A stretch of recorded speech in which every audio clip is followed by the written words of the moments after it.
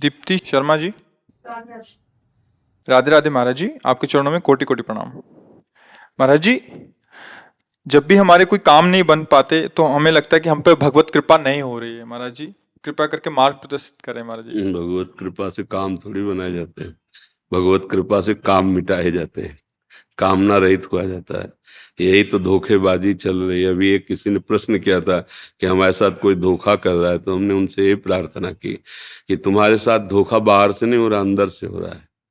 तुम्हारी बुद्धि तुम्हें धोखा दे रही, तुम्हारा मन तुम्हें धोखा दे रहा, तुम्हारा तन तुम्हें धोखा दे रहा, तुम्हारी इंद्रियां तुम्हें, इन धोखेबाजों को देख पा रहे हो?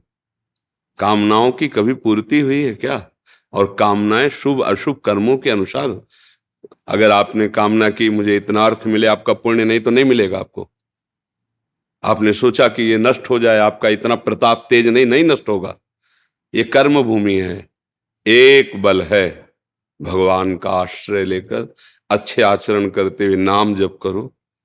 अब वो बचाएंगे आपको दुखों से, और वो योगक्षेमम वहाम्यहम्, वो आपके योगक्षेम का, आपके कर्म में इतनी ताकत नहीं रह गई है। शुभ अशुभ कर्म करते करते करते करते अंतःकरण इतना मलिन हो गया है, बस अध्यात्म को समझे बिना ये सब प्रश्न उत्तर बेकार की बातें, समय नष्ट करना। आचरणों को अपने देखो।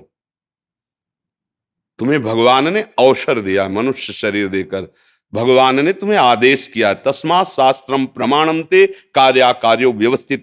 क्या कार्य है और क्या कार्य है, क्या विधि है क्या निषेध है, क्या करना चाहिए क्या नहीं करना चाहिए, क्या धर्म है क्या अधर्म है, ये मनुष्य शरीर से हो सकता है, पशुओं में नहीं लागू होता। आप धर्म पूर्वक चलिए, पूर्वकृत प्रारब्ध को भगवान का बल लेकर सहिए, और जैसी स्थिति में भगवान रख रहे हैं वैसी स्थिति में भजन कीजिए। आगे का बहुत बढ़िया हिसाब हो जाएगा। पिछली फसल बहुत बुरी है, भोगना पड़ेगा, चाहे महात्मा हो चाहे गृहस्थ हो, भोगना पड़ेगा। अवश्य में भोक्तव्यम। अखंड बाल ब्रह्मचारी, सत्यवादी, धर्मनिष्ठ भीष्म पितामह 6 महीना बाणों की सैया पे। हम तुम क्या है?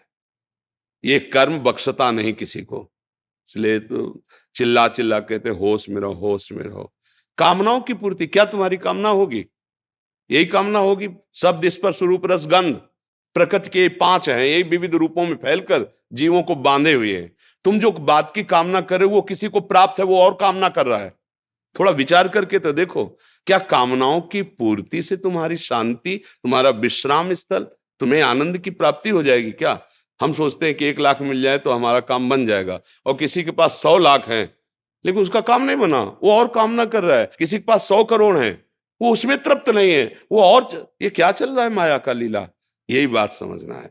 जथा लाभ संतोष सदा, काहू सो कछु न चो। मेरे कर्म के अनुसार मुझे जैसा रखा जाए, पर अब मैं चूकूंगा नहीं, अधर्म आचरण नहीं करूंगा, और भगवान का नाम जप करूंगा। जैसी परिस्थिति होगी उसको सहूंगा। हे प्यारे, अब अपना विस्मरण मत कराना, ये बात कर लो, जीत जाओगे, सारी कामनाएं पूर्ण हो जाएंगी। पूर्ण का मतलब शांत हो जाएंगी। अब कछुनाथ न चाहे मोरे, ये हृदय में आए बिना कामना किसी। अब आप देखो कितनी बड़ी बात, देवराज इंद्र पद बहुत बड़ा पद है, त्रिभुवन पति देवताओं का स्वामी है। एक अप्सरा उतरे तो ऋषि मुनि को भी आकर्षित कर दे, ऐसा इतिहास साक्षी है। और वो देवराज इंद्र गौतम ऋषि के आश्रम में जाता है, भेष बदलता है और गलत आचरण करता है। मतलब समझो, वहां की एक अप्सरा जो उनके अधीन है, वो यहाँ आती तो ऋषि मुनियों के मन में भी विक्षेप पैदा कर देती है। ऐसे वैभव को भोगने वाला भी वहां तृप्त नहीं है। मृत्यु लोक के एक महात्मा की पत्नी की तरफ गलत दृष्टि, गलत मतलब क्या निकला? ये जो कथाएं हैं इनका मतलब क्या निकला?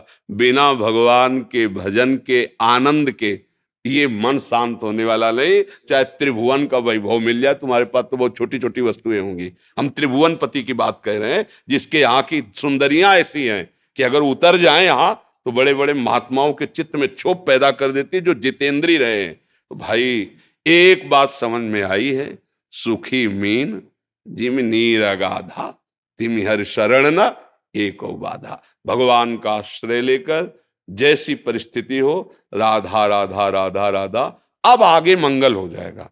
ये हमारी जो आज की समाज नहीं, वो भटक रही है। बिल्कुल ब्राह्मण है ना, लिख लेना, तुम्हारा पुण्य का संयोग जुड़ जाए तो तुम्हारा काम बन जाएगा। तो तुम्हें लगेगा कि बाबा जी ने काम बना दिया, वो जादूगर ने काम बना, कोई नहीं, तुम्हारा पुण्य।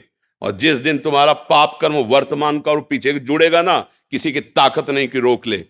दशरथ जी बाण शब्द वेदी मारा श्रवण कुमार के, तो जैसे पुत्र वियोग में वो मरे, ऐसे महाराज हा राम कह के राम जी को याद करते हुए अपने प्राण त्याग दिए, और उन्हीं राम जी की गोद में जटायु प्राण त्याग रहा है। भगवान का सानिध्य उस समय प्रगट में दशरथ जी के पास नहीं हुआ, लेकिन जटायु को भगवान गोद में रख। बात समझो, क्या कर्म बना। सिया जी के लिए उसने अपने प्राणों की बाजी लगा दी, तो भगवान की गोद में शरीर। चूक हो गई, श्रवण कुमार के बाण लग गया, तो महाराज को तड़प तड़प के वैसे वियोग में तुम भजन कितना करोगे। वो भगवान के बाप बनने का सौभाग्य, बाप जी बने नहीं, दशरथ जी भगवान राम के पिताजी बने नहीं।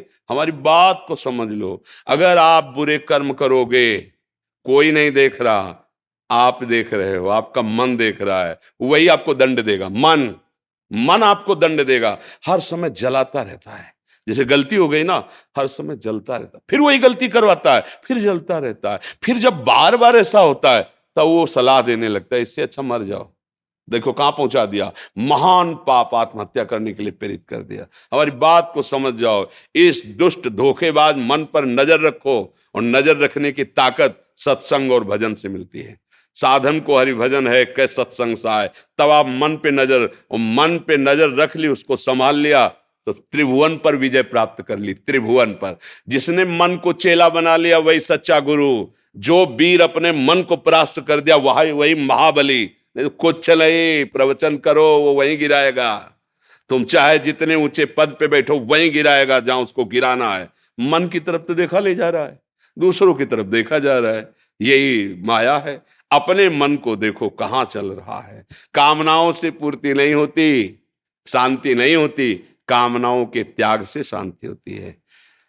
गोस्वामी जी सरल भाषा में लिख रहे हैं, बिन संतोष ना काम न साही, अछत काम सुख सपने हूं नाही। खुली बात कह ले, जब तक कामनाएं स्वप्न में सुखी नहीं हो सकते, संतोष धारण करो। कामना संतोष कैसे, जैसे भगवान की इच्छा, और नाम जप करो, उसी से मंगल हो जाएगा।